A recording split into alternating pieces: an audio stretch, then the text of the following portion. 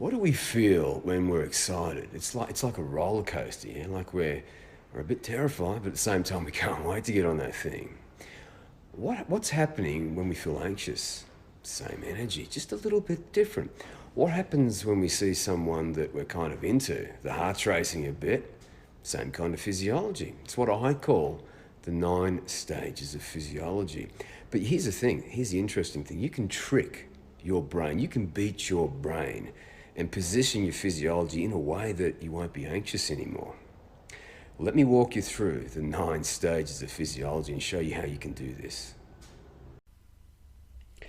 Tony Robbins, he speaks about changing your physiology. He says you can do it in minutes, or change your state, right? We can do it in minutes, absolutely. But we don't become that person. It's very temporary. There's neurotransmitters and neuropeptides. And we feel that. Like, well, I'm motivated. I want to take the day on. Then if something happens, boom, it crashes us. This is the problem. If you want to become zestful and have big, enthusiastic energy for life, we have to live it. We have to create that base physiology and be there all the time. We need to be able to come up when we have to come up. We need to cool the system off when we need to cool the system off. But we have to feel zestful. We have to rise to challenges and be excited for them, not worry about what other people think. Not hesitate, not feel anxious, not walk into a room and feel like we're being judged, because as soon as that happens, that's changing our physiology.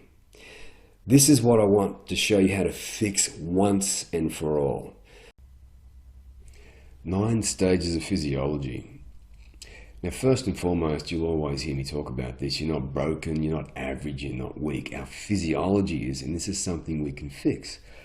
As you can see there on screen, we're biochemical, that creates our physiology. You see, thought is an emergent property within our physiology, and it filters our thinking. Holy shit. So, very quickly, I'll go over this in detail towards the end. There are the 9 stages, and what will kind of piss you off, but at the same time give you much relief, is that we've got these things that I now classify as P2 activators, and there are 7 classes. That's right, 7 classes that I've identified. And it triggers, and I'll go into more details shortly, alarm and avoidance, which isn't good, cortical inhibition. We turn into idiots, we drop 10 or 20 IQ, and it crushes our mood and motivation. All right? And this shouldn't be happening. So this isn't you, right? Please understand that. You can take these out, these P2 activators. And we'll also discuss maybe neuroception as well. And we know beliefs, but you probably don't know a lot of the hidden primes. So it goes neurotransmitters, neuropeptides, hormones, and then we become this. This is our physiology. So when that takes place, and it happens very quickly, a matter of seconds and minutes, it turns into emotion. We feel it, energy in motion. Now this changes how we feel. If we feel anxious, or on the more splendid side of that, zestful,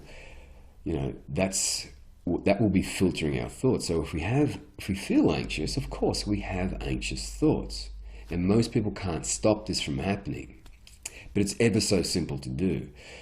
And this changes our physiology, and then that changes how we show up to the world. Now if we show up anxious, we show up weak, but if we show up hesitating or not confident, or worried about what other people think, or worried about being judged, we show up average, and that gives poor first impression. So we don't impact the people that we're trying to help. This then impacts our results and feeds back to the personality. Oh shit, we're just average, or oh shit, we're just weak, or whatever the bullshit story that we're being fed is. Now, these 3 things here, or these 2 namely, are a big problem. And they're triggered. We can control these triggers. And when we know how to control the triggers, we can control how our physiology is presented to the world. This is a principle too in the course that I've got out at the moment. It's free for the moment, but it won't be for long. And these P2 activators, they add to the cortisol pool. And when they add to the cortisol pool, much more often we become stressed and we struggle. When we struggle, the amygdaloid is powered up. Okay, and the amygdaloid is responsible. It's a brain region that's responsible for hesitation. It's responsible for anxiety and fear, aggression, frustration and anger, all that shit. But it also causes cortical inhibition. Now, just quickly, see, what we want to do is have cortisol optimized, and then we can be our inner Einstein. Einstein is my hero. Because I was told at school that I wasn't smart. I was told at school that I should work with my hands, and my teachers actually told my parents that this dude, your son, should work with his hands. Thank God I don't have to work with my hands, because it's not true. Scientists have found if we have one thing which is called trophic support, our brain should increase in size and IQ as we age when you have trophic support. And I'll talk about how you achieve that towards the end. But cortisol, when it's too high, here's what it does. It bullies the hippocampus, which is a node for memory. It prunes and kills its dendrites and neurons, right? It's causing dysfunction in the prefrontal cortex. But at the same time, this stress overload creates connections in the amygdala, the amygdaloid, which we just talked about.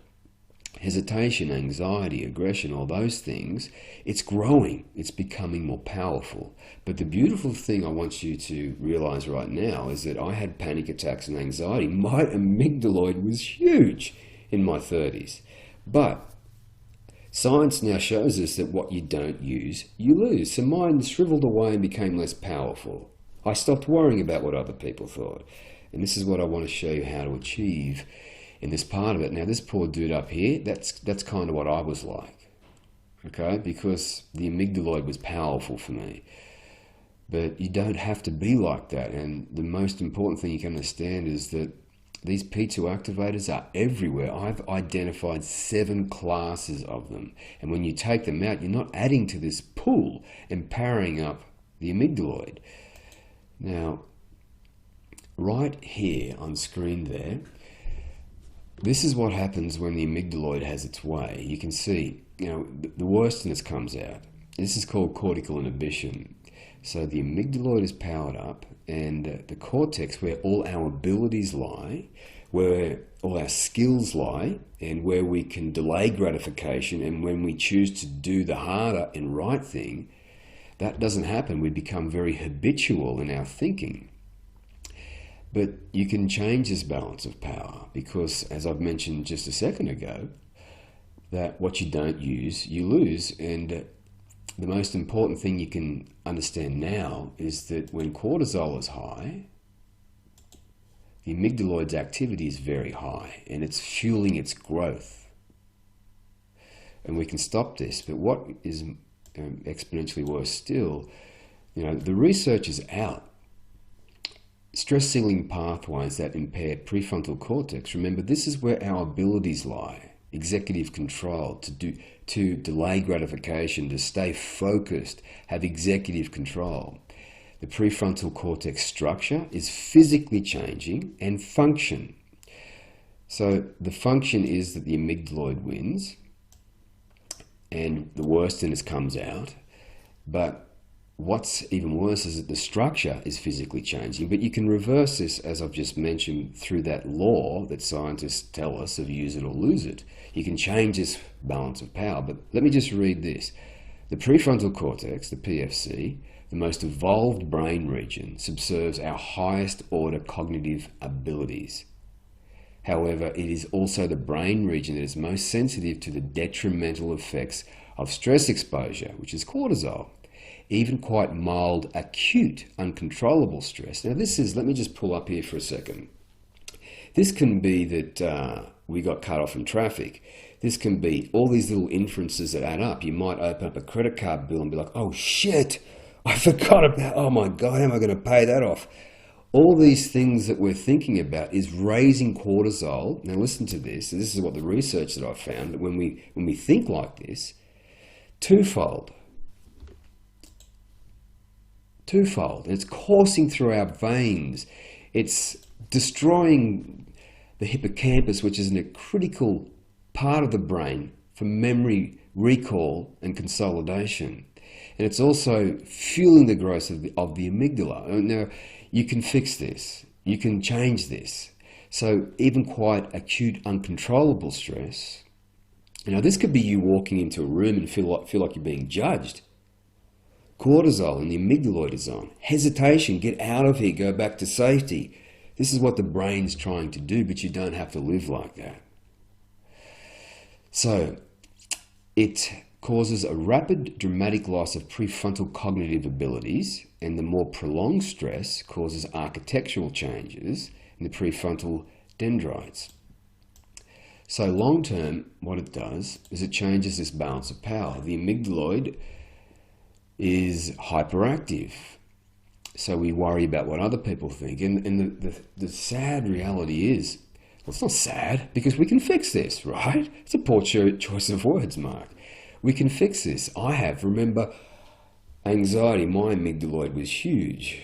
But working with a coach and listening to the researchers, I was able to fix this.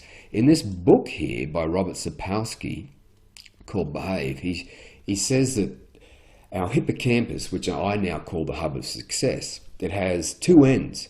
One end is attached to the amygdaloid, and one end is attached to the Einstein in us, the cortex. And every single month it's making new neurons, new connections. And if our cortisol is high and we worry about what other people think, or worry about that credit card bill, it's going to the amygdaloid. It's growing stronger. And remember, this is growing weaker. So our inputs to the amygdala are weaker. So that means it will be more impulsive. That means it'll be much harder to delay gratification. It'll be much harder to stay focused. All executive control kind of starts going away.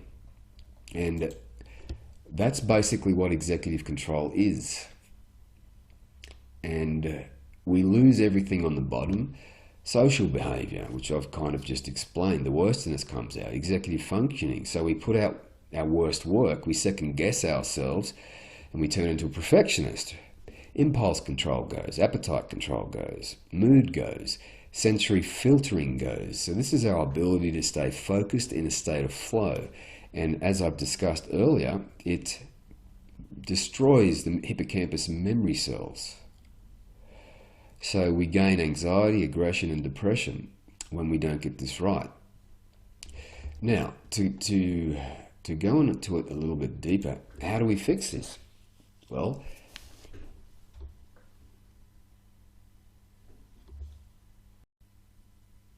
three years ago now, I picked up a book by Kelly McGonigal, PhD, called The Upside of Stress, and she was always driving in about this ratio of DHEA to cortisol, right? These two powerful hormones.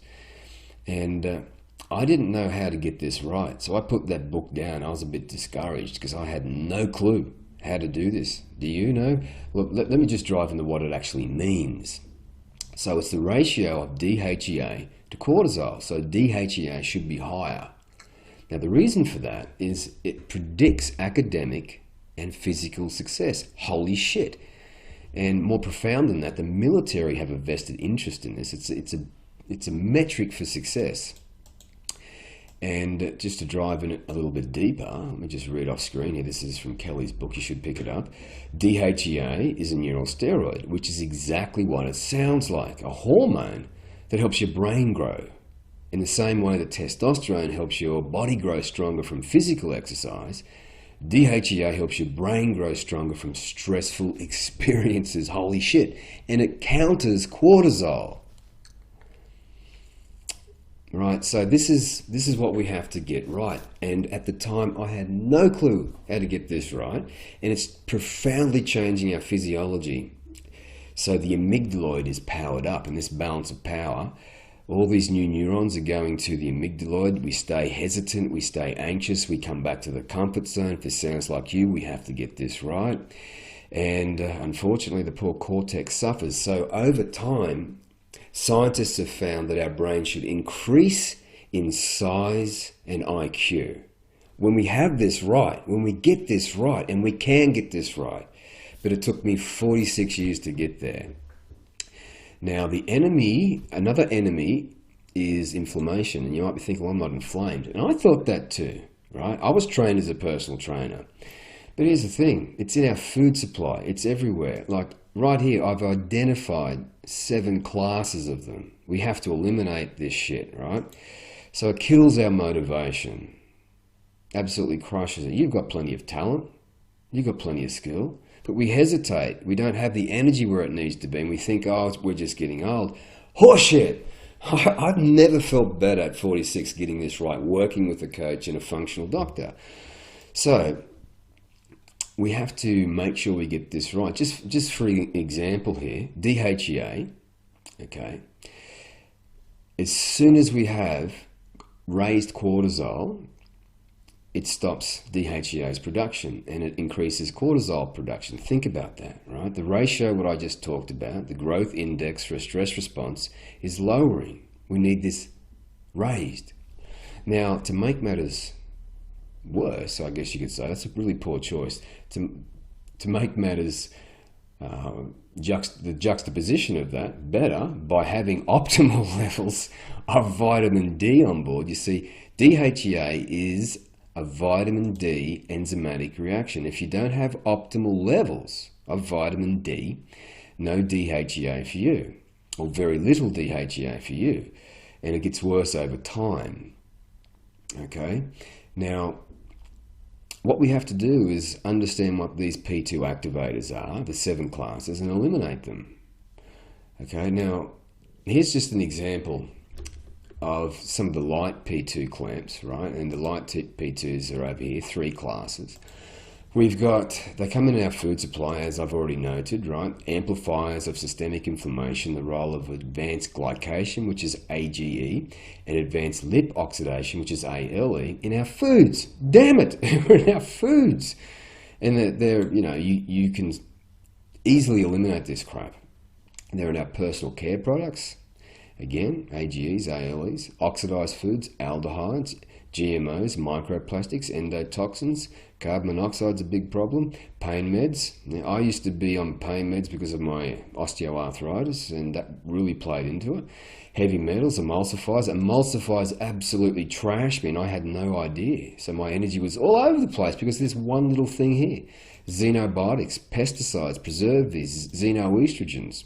You have to know where these are. Now, just to really emphasize this, pesticides, 2 points here. Number 1, they spray this on our foods, and this is what it does. Acts as a powerful antibiotic, slaughtering your gut bugs, your gut flora. And this causes systemic inflammation.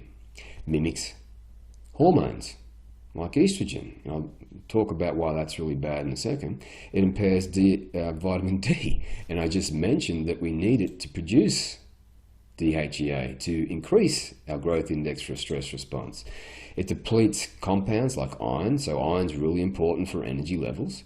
Molybdenum, which is really important for clearing out excessive sulfurs. Copper, and all these are extremely important. It compromises our ability to detox toxins.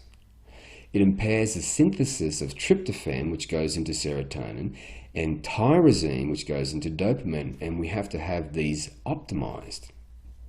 Right, now point number 2, and remember, this isn't difficult to fix. You can fix this, and you can perform with great mood and energy, and have zest for life, and show up strong, and think better thoughts because you've got this right. Now, sea salt is full of microplastics because we've polluted the ocean, okay? And microplastics are also found in pesticides and plastic containers. If we microwave in plastic, it's really bad. Personal care products, holy shit. Now this is what it does, so please pay attention to this. It mimics, these estrogen mimics rise a hormone called sex hormone binding globulin. Now this hormone binds to free testosterone and inactivates it. Holy shit. Like testosterone is extremely important for both men and women. Free testosterone Okay, because it helps with libido, it helps with sexual function, it helps with fertility, it helps with feeling optimistic. We have to get this right. Okay, so that's just one of the damn things that we have to think about. But I've got a course open, and you can go and take it and find out where all these shit players are, right? But when the amygdaloid's hot, when cortisol's also up, it crashes our opioid system and our GABA system. So opioids is the feeling of well-being. I feel fantastic. And when the amygdaloid's on, when we're worried about what other people think, etc., or a P2 activator's switched up cortisol and turned on the amygdala, we feel like shit. It also crashes GABA. It crashes GABA. Now GABA is extremely important in feeling calm and in control, and it crashes it, and it makes perfect sense because the amygdaloid is hypervigilant, pulling you back to the comfort zone. We hesitate, we think anxious thoughts, our physiology completely changes. I mean, it goes back to this. Our physiology is completely changing. Now these P2 activators are making us show up weak, and this is who we become. We can just as easily move in the opposite direction and become zestful. We have to find out what these P2s are, and you can take my course to do that.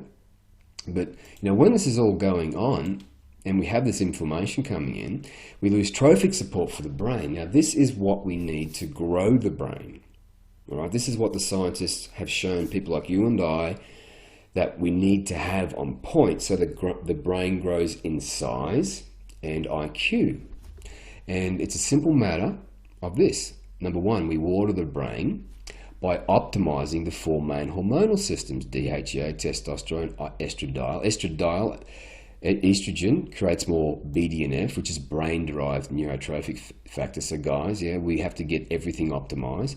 Free T3, thyroid support to reverse T3, which is, we have to get this right. Vitamin D, of course. And then we have to fertilize the brain with all these growth factors. And you can't do it when you have inflammation coming in through the food supply and personal care products and microplastics and all that bullshit. So we have to eliminate that crap. And then to ensure that we stay that way, every single night when we go to sleep, the brain's lymphatic system comes on board, which is the brain's power cleanse. It cleans out things like beta amyloid, tau plaques, inflammation, all that gunk. So it creates a pool of executive key regulatory neurotransmitters, and when we wake up in the morning, our brain is happy, so we are happy. It upregulates GABA, that one I just mentioned, so we feel calm and in control. And we can just take life on. And I've got this all in my course. All right, now, for me, for 46 years, I got this wrong because I was following government guidelines. I was trained as a personal trainer. Now, it wasn't until shit went really bad in my life that I went searching on my own, found a website called PubMed and you researched. I'm like, holy shit, this is all out there and I can put this into place and perform. So I reached out to a coach and also worked with a functional doctor, and I moved from this shit, this dysfunction here, over here every single day. This physiology that I creates zest and energy, enthusiasm for life. And you don't worry about what other people think when you operate there. And when you have zest for life, you are naturally curious, and this leads you to purpose and passion. And passion is the biggest predictor of success. So if you want to reach out to me for more help, please do that. I've got a course available. Now, for 46 years of my life, I was in this shit and I had no clue. I didn't know I was broken metabolically. I had no clue. I was trained as a personal trainer. When I was 30, I had anxiety, panic attacks, performance anxiety, and that took me years to overcome, and it should have only taken a few weeks. And from, say, 40, maybe 38 to 46, this is where I was, and I thought this was the shit. I thought I was taking life on. But I hesitated, I second-guessed, I worried about what other people thought. And you show up weak, and you listen to that little voice. You have some control, but you don't get there. And it wasn't until that, I became metabolically busted that I realized that I needed help. And that's why I reached out to a coach. And in January 2018, my whole world changed in under 7 days. I got my life back, I got my energy back, I got my mood back because I implemented what I had learned. The 2 steps that I always talk about. I understood the 3 principles, and when you understand the 3 principles, that assigns meaning, and you are driven because you're like, damn, of course I can do this. Holy shit, thank goodness for these new researches and these steps that I can put into place and get control back in my life and take life on. Then very quickly I became an emotional influence, is what I call it, a Grand Master, level 3. You know, I heard that little voice, but I could, because I had my balance of power in the right direction, I could tell the amygdala to shut the hell up. I'm taking the day on. I'm rising to challenges, and I'm going to, you know, just crush it. Right? That's how you feel. It just completely changes how you feel. And then eventually, I noticed that I didn't need to even think about this anymore. I just became it. And that's the most profound thing I can tell you, and it completely changes you as a person. You show up every day zestful and enthusiastic for life. This dysfunction here needs to go. If you want to take life on, this is how we do it. We're like a frog in water. We're like a frog in water. In our 20s and 30s, it starts out as bloating, joint pain, and waking up tired, unmotivated. And we think that's life. Oh, hell no. Then it leads to this shit, which it got bad for me. This is the metabolic dysfunction I was talking about. Asthma, joint pain, 5 shoulder surgeries that I didn't need to have. Asthma killed my pop. This is why I'm speaking to you now.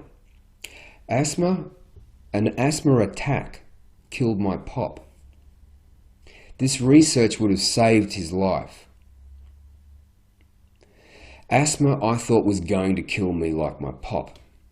That's why I reached out to a coach, and my whole world changed. Now, again, I was trained as a personal trainer, and it kept me sick. I had asthma, pain, you know, dysfunction, brain noise, all that crap. And it wasn't until I got in front of the new researchers, and they say that it could take a damn generation before it becomes mainstream. Well, screw that. I mean, you don't have to wait.